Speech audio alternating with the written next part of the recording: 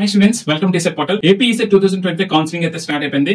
So మీరు ఇక్కడ forms tab అనేది యాక్టివేట్ చేస్తారు చూడండి. మీ ఇంపార్టెంట్ లింక్స్ అన్ని కూడా ఈ ట్యాబ్ లోనే డిస్ప్లే అవుతాయి. సో ఏ ఇంపార్టెంట్ లింక్ అయినా సరే ఇక్కడ యాక్టివేట్ అవుతుంది, జాగ్రత్తగా చూసుకోండి. సో ఫస్ట్ ఆఫ్ ఆల్ ఈ రోజు మార్నింగ్ మనకి candidate registration link, print your application form link, know your payment status link activate చేసేసారు.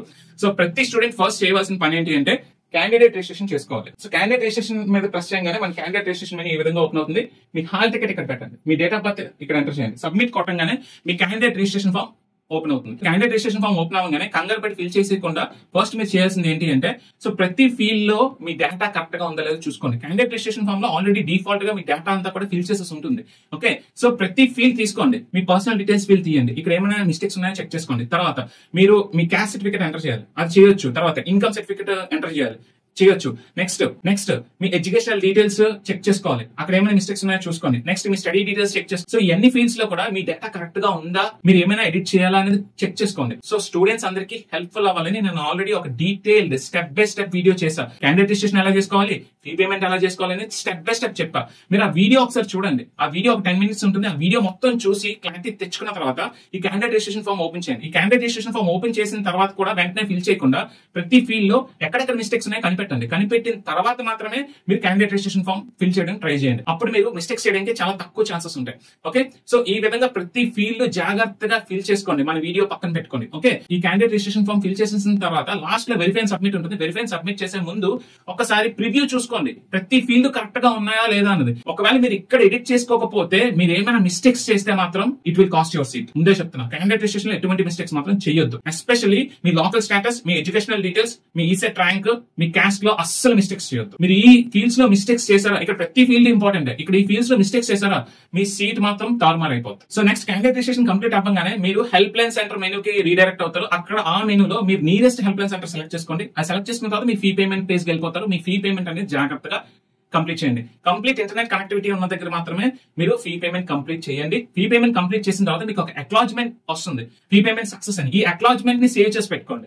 ఈ అక్నాలెడ్జ్‌మెంట్ కూడా సేవ్ చేయకుండా పక్కన పడేసారు అనుకోండి, రేపు పొద్దున అవసరం అయితే మీరు ఇబ్బంది పడాలి. సో ఈ అక్నాలెడ్జ్‌మెంట్ కార్డ్ కూడా సేవ్ చేసి పెట్టుకోండి. అక్కడతో మీకు candidate registration and fee payment complete అయిపోయినట్టు. సో నెక్స్ట్ ఏం చేయాలి అంటే, ఎవరైతే స్టెప్ 1 క్యాండిడేట్ రిజిస్ట్రేషన్ కంప్లీట్ చేసేసుకుంటారో, సో మీకు అక్నాలెడ్జ్‌మెంట్ కార్డ్ వచ్చేసి ఉంటుంది కాబట్టి, సో నెక్స్ట్ ఏం చేయాలి అంటే, print your application form link మీద ప్రెస్ చేయండి. ఇక్కడికి వచ్చేసి మీ హాల్ టికెట్ నెంబర్, మీ డేట్ ఆఫ్ బర్త్ పెట్టి సబ్మిట్ చేస్తే మీ అప్లికేషన్ ఫామ్ వస్తుంది. ఫైనల్ గా మీ అప్లికేషన్ ఫామ్ డౌన్లోడ్ చేసుకోండి. ఈ అప్లికేషన్ ఫామ్ డౌన్లోడ్ చేసుకున్న తర్వాత మళ్ళీ ఒకసారి క్రాస్ చెక్ చేసుకోండి, ఏ ఫీల్డ్ లో అయినా ఏమైనా మిస్టేక్స్ ఉన్నాయా అని. ఒకవేళ ఏమైనా మిస్టేక్స్ ఉంటే మీరు ఏం చేయాలి అంటే, మీరు వెయిట్ చేయాల్సిందే.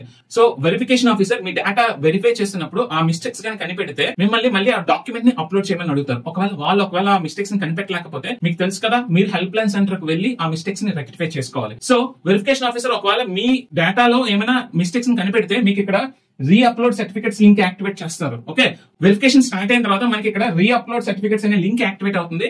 సో క్యాండిడేట్ రిజిస్ట్రేషన్ లో ఎటువంటి మిస్టేక్స్ చేసినా సరే, క్యాండిడేట్ రిజిస్ట్రేషన్ లో ఏమైనా ప్రాబ్లమ్స్ ఉన్న స్టూడెంట్స్ కి రీ అప్లోడ్ సర్టిఫికేట్స్ లింక్ యాక్టివేట్ చేస్తారు కదా, అప్పుడు మాత్రమే మీరు మీ తప్పులు గానీ లేదా మీరు సర్టిఫికేట్స్ గానీ రీ అప్లోడ్ చేయాల్సి ఉంటుంది. సో ఆ తర్వాత మళ్ళీ మీ సర్టిఫికేట్స్ ని రీ వెరిఫై చేసి మీకు వెబ్ ఆప్షన్స్ కి ఎలిజిబిలిటీ ఇస్తారు. ఓకే, ఒకవేళ అప్పటికి మీ మిస్టేక్స్ గానీ వెరిఫై అవ్వకపోతే మీరు హెల్ప్ లైన్ సెంటర్ కే వెళ్ళాలి.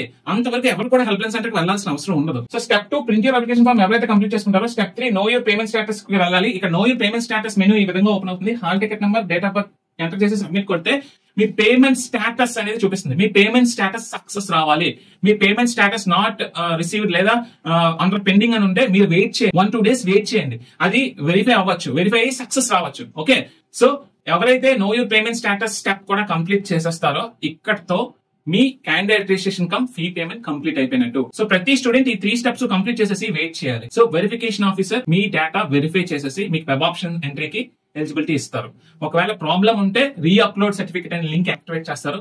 అప్పుడు మాత్రమే మీరు ఆ సర్టిఫికేట్స్ అప్లోడ్ చేయగలరు. ఇంకా ఏమైనా ప్రాబ్లమ్స్ ఉంటే మాత్రం టెన్షన్ పడవద్దు, హెల్ప్ లైన్ సెంటర్ కి వెళ్ళిపోండి, మీ ప్రాబ్లమ్స్ రెక్టిఫై అవుతాయి. ఇది ఇన్ఫో. ప్రతి స్టెప్ లో నేను డీటెయిల్ వీడియో చేస్తాను. అలాగే ఇంపార్టెంట్ పీడిఎఫ్స్ అని కూడా మన డిప్లొమా దోస్త్ యాప్ లో కౌన్సిలింగ్ గైడెన్స్ అనే ఫోల్డర్ లో పెట్టా. చాలా మంది ఇంకా మెసేజ్ చేస్తున్నారు, పీడిఎఫ్స్ ఎక్కడ అని. నేను చాలా క్లియర్ కట్ గా 4 వీడియోల్లో చెప్పాను ఎలా డౌన్లోడ్ చేసుకోవాలో. చాలా మంది హండ్రెడ్స్ ఆఫ్ స్టూడెంట్స్ హ్యాపీగా ఆ డేటాని చెక్ చేసుకున్నారు. ఎవరికైతే కనిపించట్లేదో చెక్ చేసుకున్న మీ ఫ్రెండ్స్ ని అడగండి, చూపిస్తారు. లేదా మన వాట్సాప్ కమ్యూనిటీలో నేను ఆల్రెడీ ఒక వీడియో పెట్టా, ఎలా చెక్ చేసుకోవాలని ఒక వీడియో కూడా పెట్టా. మన వాట్సాప్ కమ్యూనిటీలో అక్కడ రండి, ఆ వీడియో మళ్ళీ షేర్ చేస్తా. ఇక్కడ నుంచి నేను ఇంకా ఇంపార్టెంట్ పీడిఎఫ్స్ అని కూడా ఫ్రీగానే ఇంపార్టెంట్ పీడిఎఫ్స్ అని కూడా ఆ కోర్స్ లో పెడుతున్నాను.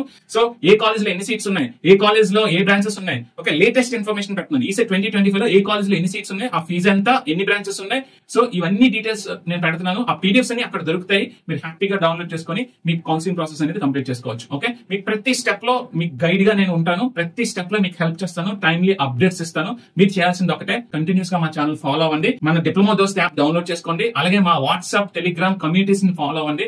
వాట్సాప్ కమ్యూనిటీ డిప్లొమా దోస్త్, టెలిగ్రామ్ కమ్యూనిటీ ఈసెట్ పోర్టల్.